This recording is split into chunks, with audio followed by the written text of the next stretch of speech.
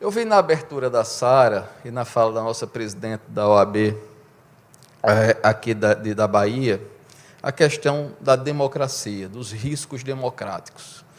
E quando a gente fala muito de riscos democráticos nesse momento, a gente está olhando, eventualmente, a depender de aspectos políticos para o executivo. O maior risco democrático hoje está no judiciário, não está no executivo. Nós temos um inquérito que é um inquérito que quebra todo o paradigma dos delitos e das penas de becaria. Hoje nós temos um inquérito de jurisdição universal, que o acusador, o investigador e o julgador se confundem. E nós vemos isso com normalidade. Não há estranheza sobre isso em alguns setores e um silêncio preocupante da comunidade jurídica, esquecido do pêndulo. Porque o risco normalmente, essas discussões, elas são assim. Bom, quem está sofrendo do outro lado? Antes se questionava muito a Lava Jato.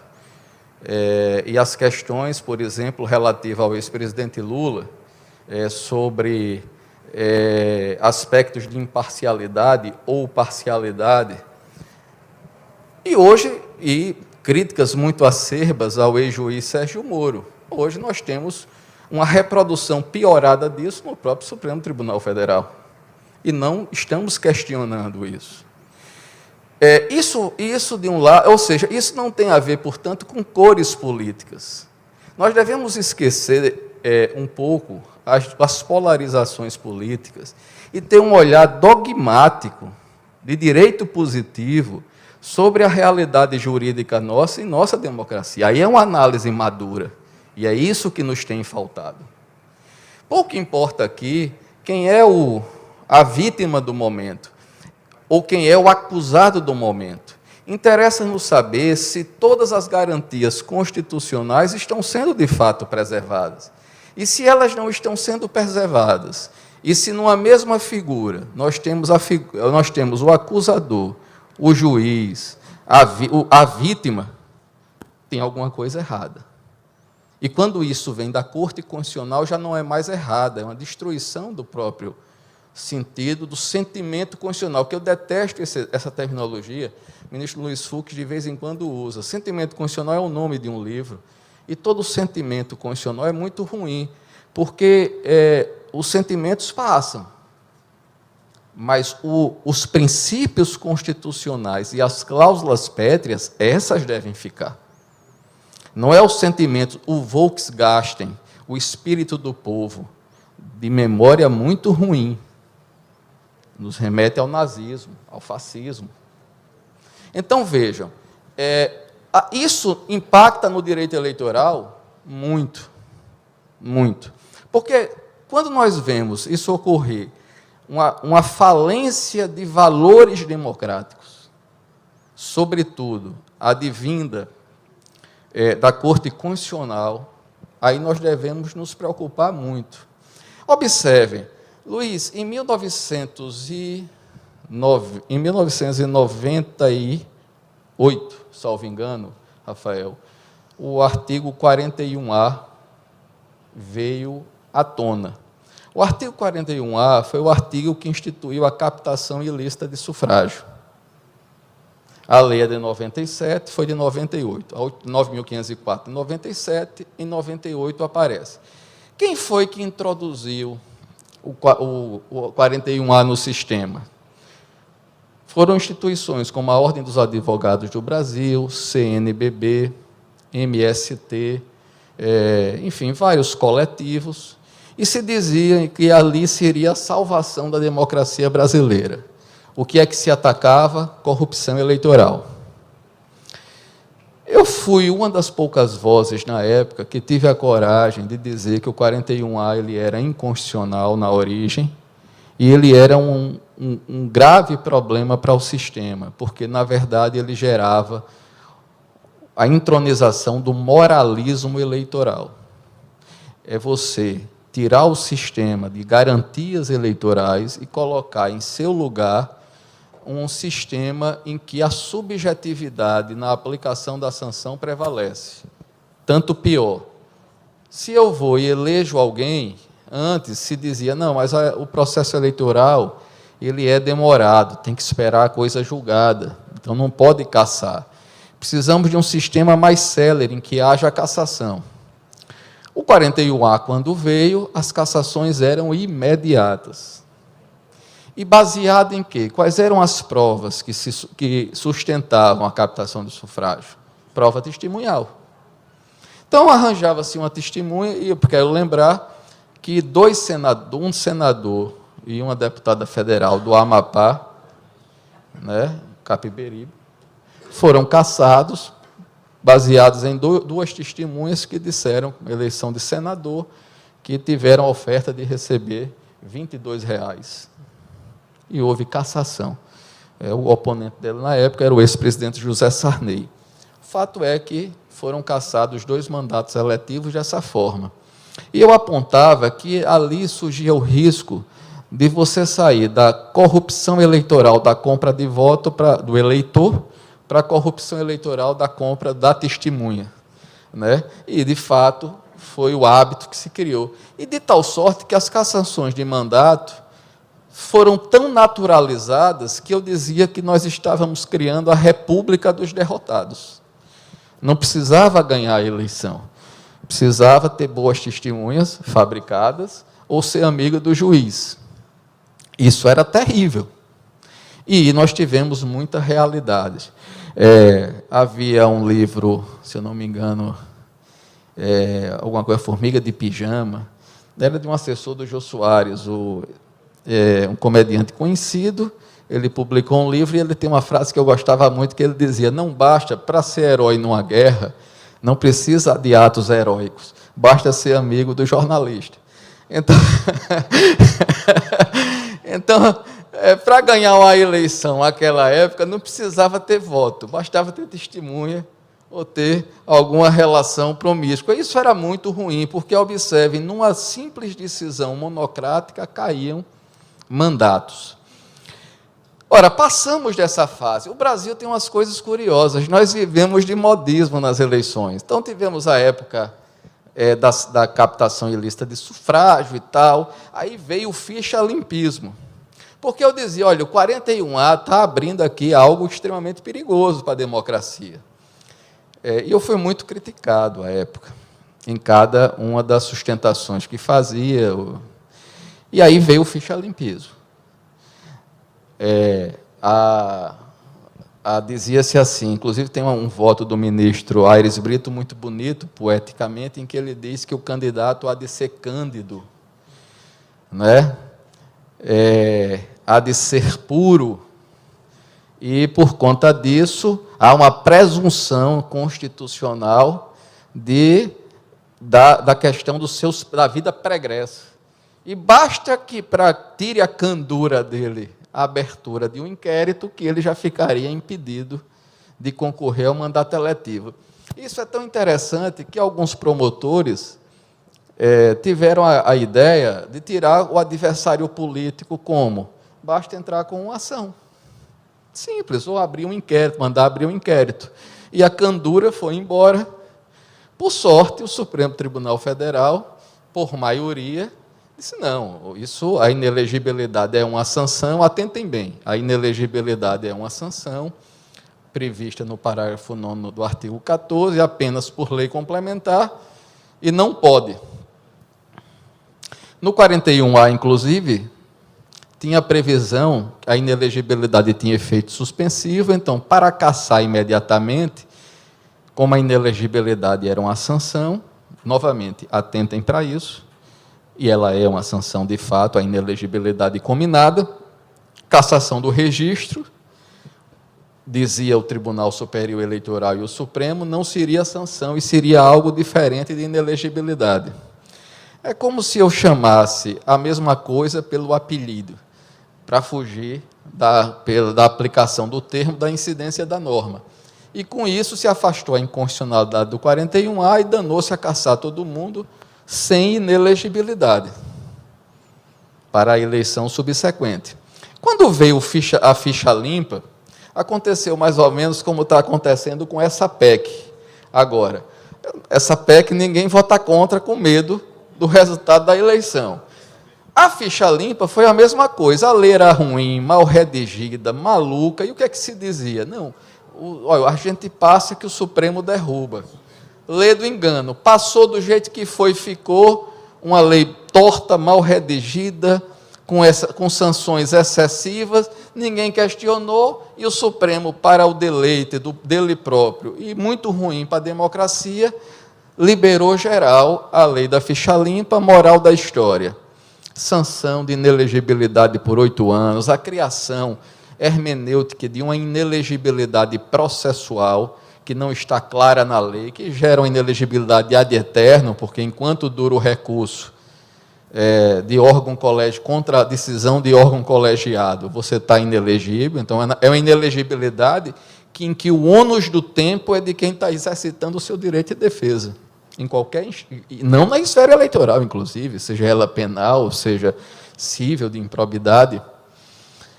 E, com isso, a lei da ficha limpa, que foi a vedete da época, trouxe mais umas tantas mazelas, a tal ponto que a lei da ficha limpa ela conseguiu algo impressionante. A retroatividade sustentada pelo Supremo Tribunal de sanções.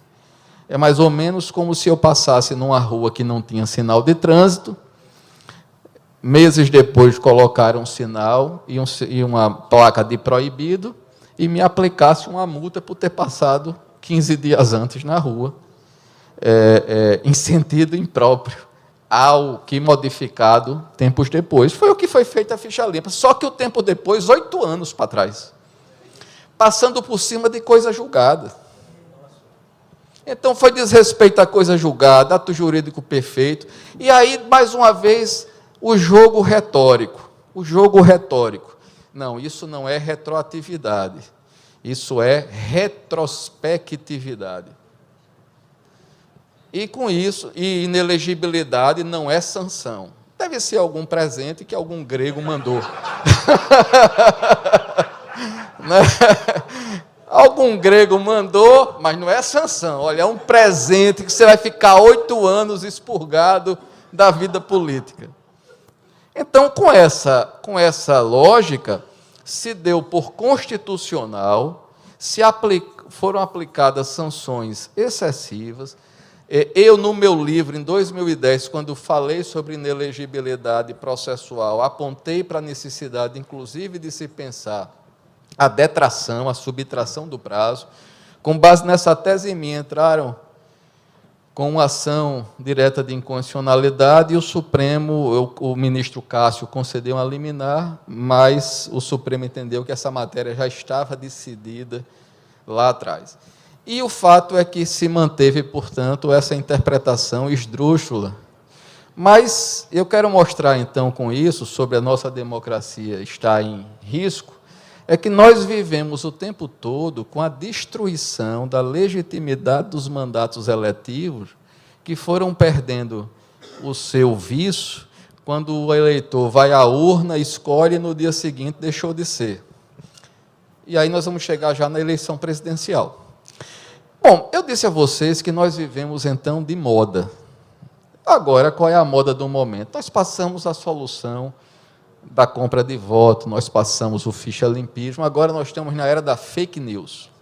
Tudo é fake news, porque fake news caça. Nós vamos resolver o problema da democracia brasileira caçando, na verdade, a liberdade de expressão. E vamos ter censores para dizerem o que nós podemos dizer.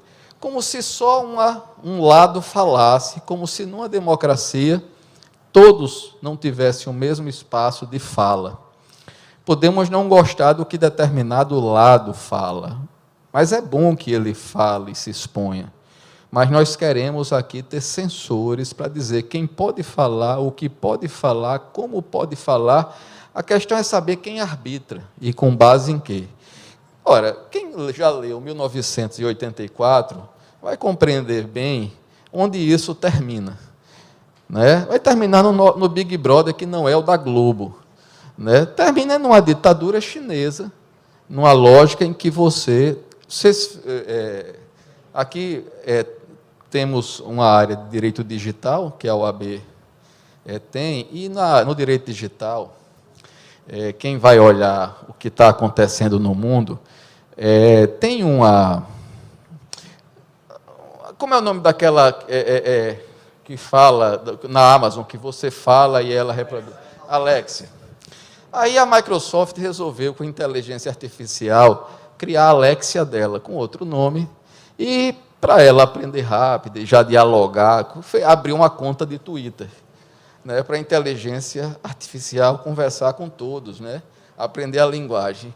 Enfim, no primeiro dia já tiraram do ar, porque ela só aprendeu palavrão, termo racista, né, enfim, misoginia, o que vocês imaginarem, ela aprendeu, tudo que não presta, e tiveram tirado do ar.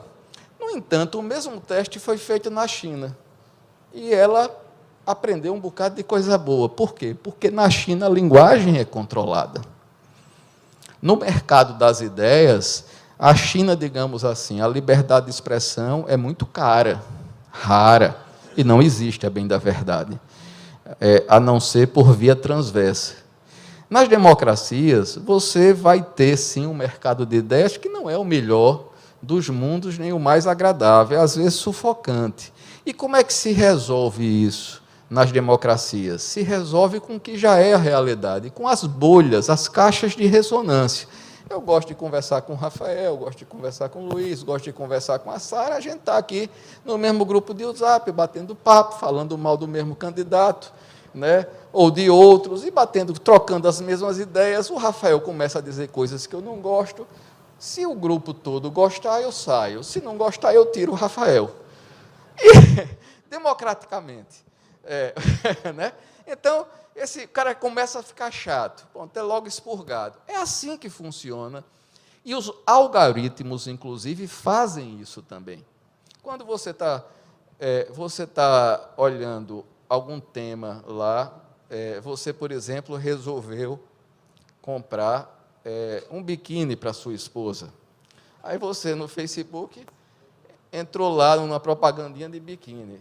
Pronto, vai aparecer no Google a mesma propaganda. Quando você for fazer uma apresentação numa reunião de trabalho, que você abrir... Aconteceu isso comigo, viu? Aí eu tomei um susto. Tá certo? Então, você está diante de uma situação constrangedora. Por quê? Porque o algoritmo aprendeu a imagem. Captou. E você... Às vezes, você conversando, não é estranho, você está conversando, vai fazer uma viagem, e, de repente, aparece no Google propaganda. Não sei, parece que o celular está nos ouvindo. Só parece, está nos ouvindo. Então, veja que ele nos direciona. Aí você faz uma pesquisa sobre Che Guevara. Quando você faz uma pesquisa sobre Che Guevara, o que é que vai acontecer? O algoritmo ele vai dizer esse cara é de esquerda. E ele vai começar a colocar todos os temas relativos àquele tema, e ele começa a lhe puxar para esse mundo. A mesma coisa para qualquer outro tema. Se você coloca algum tipo de filosofia, algum tipo... Então, o que resolve muito já do campo discursivo nosso, e dizem que isso torna as pessoas mais extremistas, não. É porque a lógica nossa na vida, na praça, a gente gosta de estar com quem a gente gosta. A gente gosta de conversar com quem pensa parecido, porque é uma autoafirmação, a psicologia explica. Quando a gente quer cancelar esse tipo de coisa e colocar todo mundo no mesmo ciclo, no mesmo quadrado, você só consegue fazer isso quebrando a democracia, quebrando a liberdade de expressão, quebrando a liberdade de pensamento. E, no entanto, eu vejo as pessoas normalizando muito isso, no momento político em que vivemos, e serão as mesmas que amanhã poderão ser canceladas quando vira o jogo. É muito interessante, por exemplo, ações afirmativas. Para a gente voltar só ao veio do eleitoral, ações afirmativas. Observem que todas as ações afirmativas ou decisões progressistas que obtiveram na Suprema Corte dos Estados Unidos obtenção, porque não se obtinha por meio do legislativo, né, como agora recentemente o caso Roe, do aborto, muitas dessas ações, chamadas contramajoritárias, se fez toda uma ideologia em torno do papel de ativismo das cortes constitucionais, a partir da experiência americana. Isso estava muito bonitinho quando a maioria da corte era sempre liberal, de esquerda. Quando agora você tem uma maioria conservador que começa a mudar o jogo, aí a grita é geral, pelo menos de um dos lados. O que é que isso significa? Que, na verdade, democracia não se constrói artificialmente, e é muito ruim quando a gente coloca nos líderes não eleitos esse papel. O papel, na verdade, é um papel construído nas democracias através do voto popular. E quando a gente começa a retirar o papel do voto e a desbastecer a sua legitimidade com cassações tão facilitadas, o que é que acontece? A democracia perde muito, se fragiliza. E aí chegamos no ponto essencial, e a gente caminhando para o fim, para não cansá-los, e abrir a pergunta, eventualmente, se for o caso. Aí, Sara e Luiz, o que é que tem acontecido nesse instante? Primeiro, do ponto de vista da democracia brasileira, nós estamos vivendo uma situação bastante esdrúxula. E aí é onde eu quero dizer, menos militância política em direito eleitoral, menos ciência política, isso está destruindo o direito eleitoral. Nós vamos aos eventos para ouvir demagogia, hipocrisia, conversa as pessoas vão lá sustentar posições políticas, e o direito está sendo esquecido. E quando os eventos eleitorais estão sendo sintoma do que está acontecendo também nas cortes eleitorais, no próprio Poder Judiciário. Isso é muito ruim, porque quando o direito perde o seu lugar no discurso da racionalidade, abre-se a porta para o subjetivismo e para a irracionalidade. E aí o que é que acontece? Acontece o risco de termos uma democracia submetida cada vez mais à soberania popular a decisões casuísticas de momento por cortes. E vou lhes dar um exemplo bem claro disso. Eleição Dilma Temer.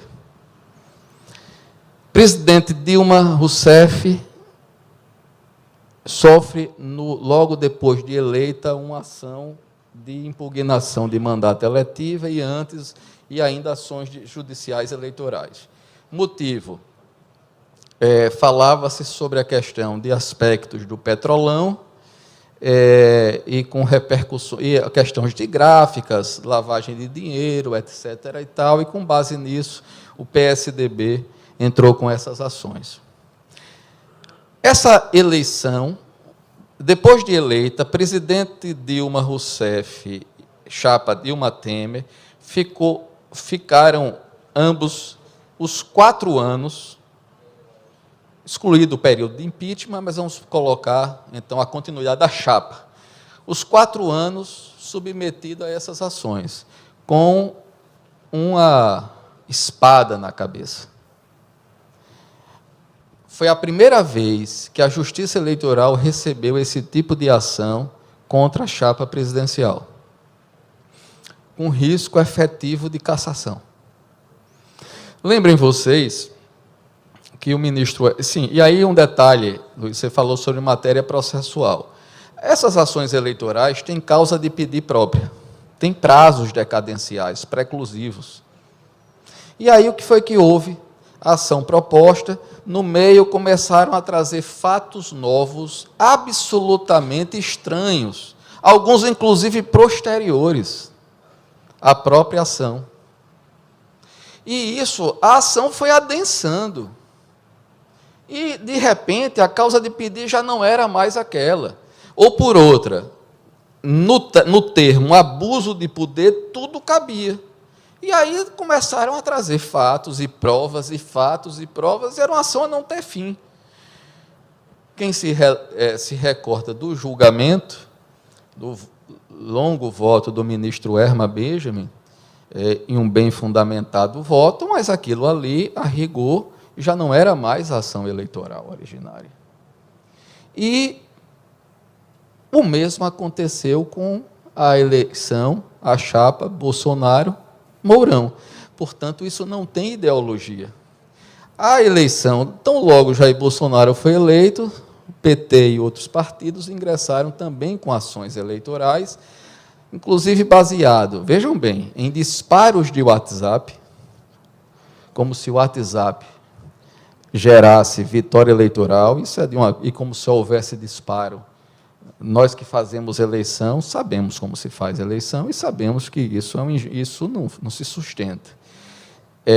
Porque todos disparam, ou disparavam, né? E a repercussão, se disparo de WhatsApp fizesse sucesso e resolvesse a vida de todo mundo, só existiria propaganda agora em WhatsApp. Para que investir na Globo? Só o WhatsApp.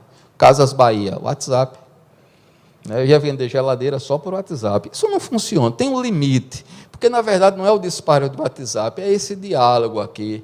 O pessoal fala do tio do churrasco, não é só o tio do churrasco, somos nós todos que gostamos de discutir, desde futebol, religião e política, principalmente. Né?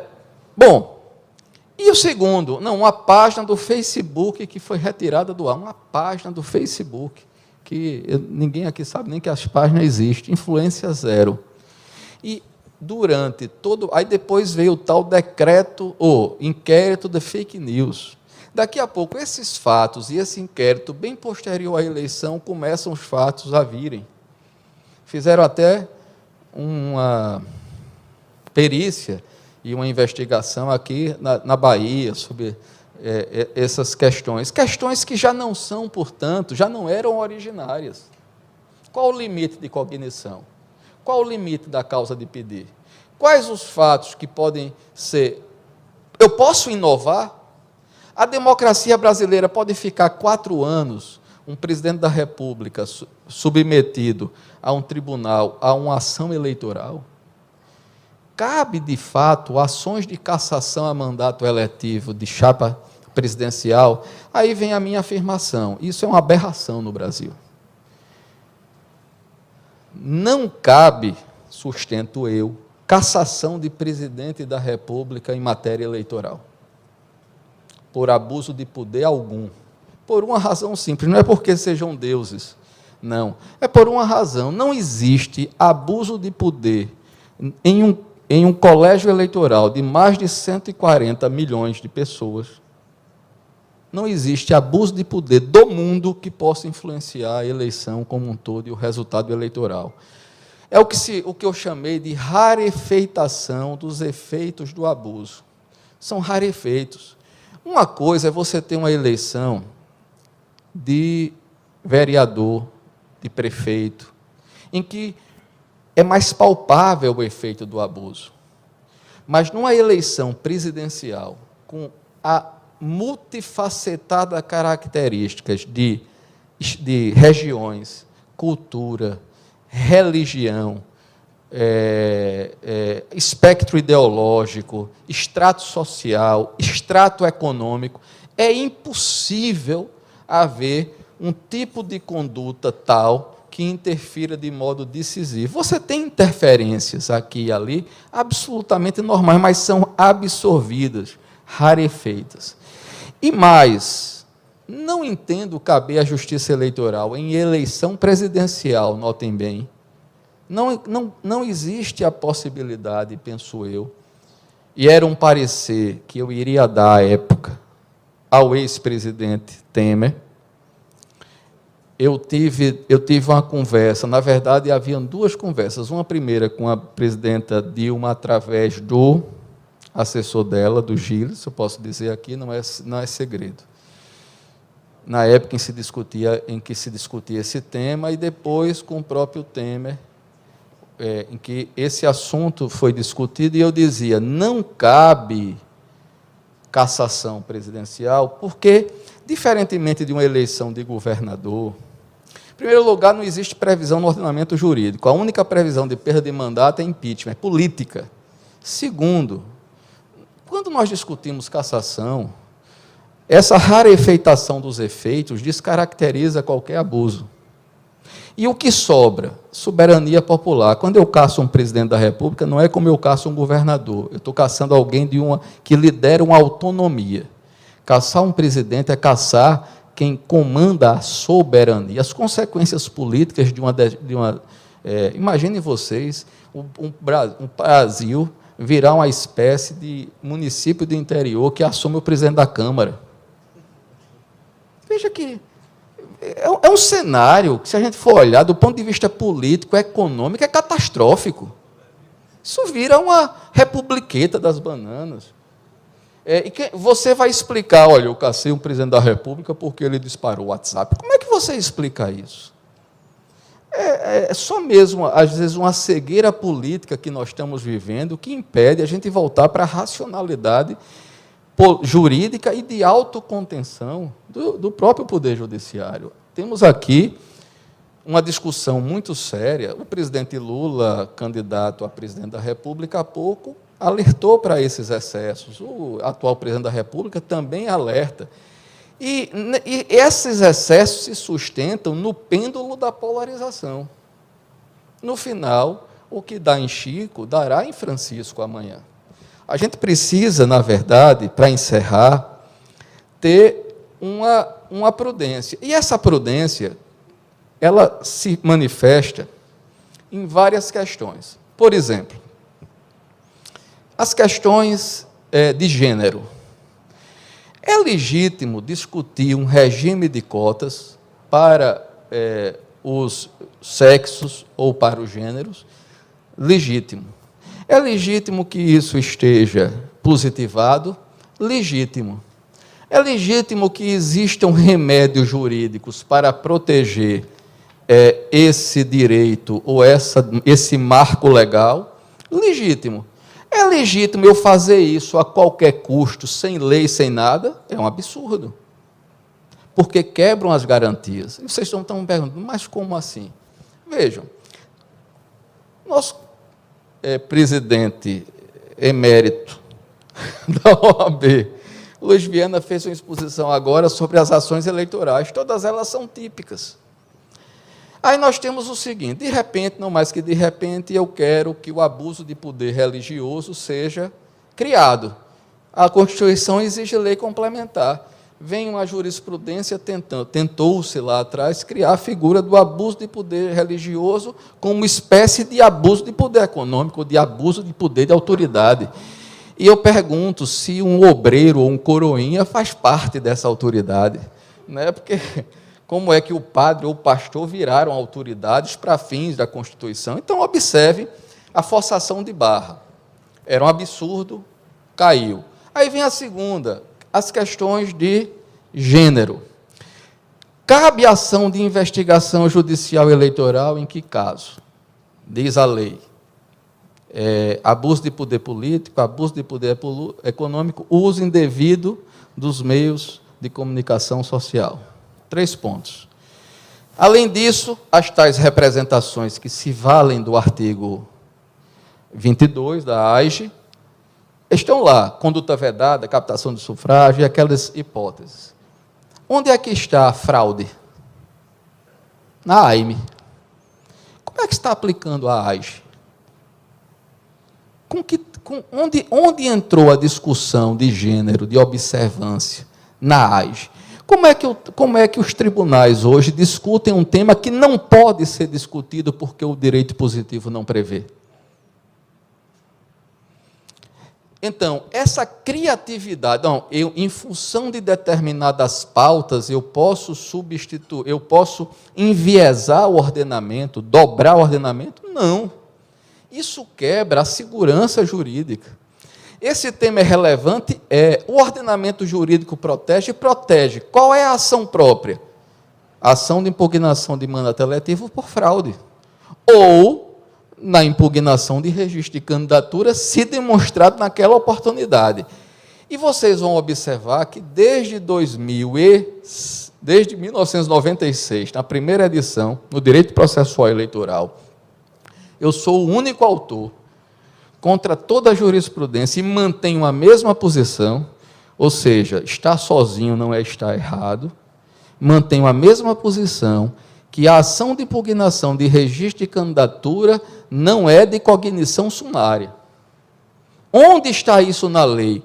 Cognição sumária, ou você vai ter um corte vertical ou horizontal, impedindo, você tem um corte vertical quando você limita o assunto, e você tem horizontal quando você limita as provas, a profundidade da cognição. Na ação de impugnação de registro de candidatura, podem olhar, artigo 3º da Lei Complementar 6490, está lá prevendo prova testemunhal. Para que eu preciso de prova testemunhal para provar que falta uma condição de elegibilidade?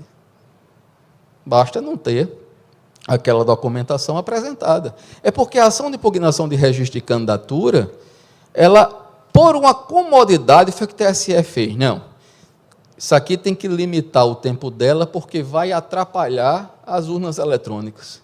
Foi por essa razão que tiraram a profundidade da cognição. Não foi por razões processuais, foram por razões administrativas. Ali, com cognição plena e exauriente, se poderia discutir a questão das cotas. Você pediu aqui no DRAP, você pediu aqui o registro, mas está aqui, você não está cumprindo, tem uma fraude aqui dentro. Está aqui a testemunha. Então, aqui, isso aqui não. Bom, se não foi visto que aqueles nomes que ali constavam eram só para cumprir tabela, durante a eleição, quando é que se demonstra isso? Na AIME. Aí, tome cassações baseadas em AIGE, que não cabe para esse fim. Se alguém me mostrar onde está isso na lei, por favor, é uma criatividade. E essa criatividade é por quê? Para cumprir uma pauta. Está errado. Nós precisamos proteger o ordenamento jurídico não por uma questão de militância ou de concepção ou de justiça só. O ordenamento jurídico ele é o que nos dá segurança para caminharmos bem de modo igualitário. Isso sim é consolidar uma democracia. Eu morro de medo, Sara, para encerrar, é uma democracia em que só uns falam. Cassação da liberdade de expressão. Eu morro de medo de uma democracia em que só para alguns as garantias constitucionais valem, como, por exemplo, um juiz isento, imparcial. Eu morro de medo de uma democracia em que o direito penal pode ser criado, tipos penais, por analogia, não é? E não pelo princípio da legalidade, como manda a Constituição. Eu morro de medo, portanto, de uma democracia em que, em nome dos valores mais belos e mais bonitos, nós, na verdade, estejamos criando o ovo da serpente e, aí sim, destruindo o Estado democrático de direito, que é o que nos faz caminhar democraticamente. Muito obrigado, gente.